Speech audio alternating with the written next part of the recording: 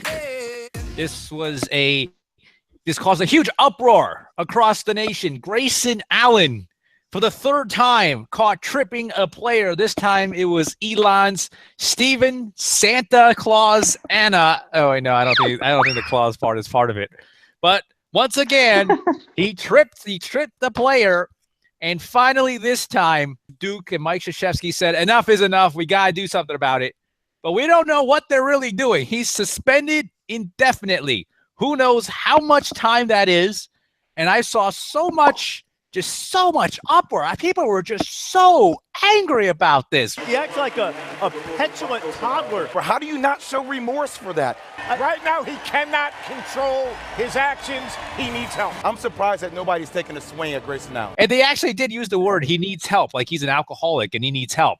But part of me was saying, these people are getting so pissed off. Like, I kind of want them to see them do nothing so they get even more upset. They were acting like this kid, Tanya Harding somebody. Like took a bat to someone's kneecap. Oh my gosh! Whoa, not again. Not again. He tripped the guy. Yes, it was immature. It was dirty. But let's not act like he punched a girl in the face and her face bounced off a table. Oh, wait, that did happen with this Oklahoma running back, Joe Mixon, who's basically playing in a bowl game. That was a couple years ago, but still, he got suspended for a little bit. But now he's back playing a bowl game, and, everyone overlooks that. This kid, he tripped somebody. All right. You can punish him. But they wanted his head on a platter. Looking at the play, I think he does, and the emotion he showed after he got the technical foul. I think that was worse than the actual trip. The reaction. Yeah, the trip was like, all right, maybe he pushed me or something like that, and then I tripped him. Well, I don't even think he realized he tripped the guy, because his first reaction was like, all right, I got hit on the arm or something like that, right? And then he went back to the bench and got a technical foul. That's when he lost it. I'll give credit for apologizing. He didn't hide from the media. He cried. Didn't he cry when he apologized? He cried. He cried. He faced the music in his locker, and people had their.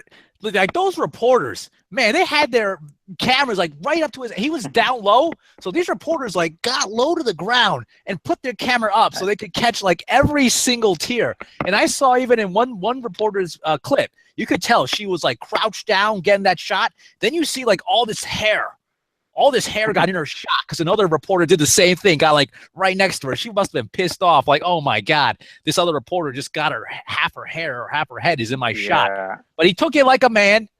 I'll give him credit because Draymond Green is still out there saying it was involuntary. I can't control myself. I just Chun-Li people.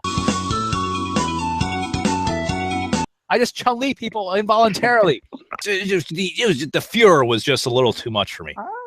Even though I do understand. I think a lot of people were more scared of the emotion he showed on the bench. I mean, that was a scary moment for me when I looked at that video more than the tripping thing. The tripping thing, I can say, all right, that's an accident. But that afterwards, when he got the technical foul for tripping, I mean, what was that all about? That was like Christmas, and then you wanted the red and white Air Jordans, but they got sold out. So your mom got you the black and white Air Jordans. Right. You're like, I don't want this. I don't want this. I don't want it. I think that's why the announcers were saying that he's a spoiled little kid when they saw that reaction. That reaction, yes, I get. That reaction made it look like he's a little spoiled. He's like, I didn't get my way. Why are they doing this to me? A woe is me thing. That's why I think a lot of people are upset about that. How long do you think he should be out? They don't play again until New Year's Eve. That's another another week or so. How many games do you think he should be out? Because we don't even know. This could be a 1-game thing. It could be a 5. We don't know. It's indefinite. How many games was Draymond Green suspended? Draymond Green was suspended like 1, right? But it was the finals. Yeah. Right. So that should be the number of games he suspended. 1 game. But that's the NBA. That was the NBA. This is the NCAA. This is the 3rd time he's done it.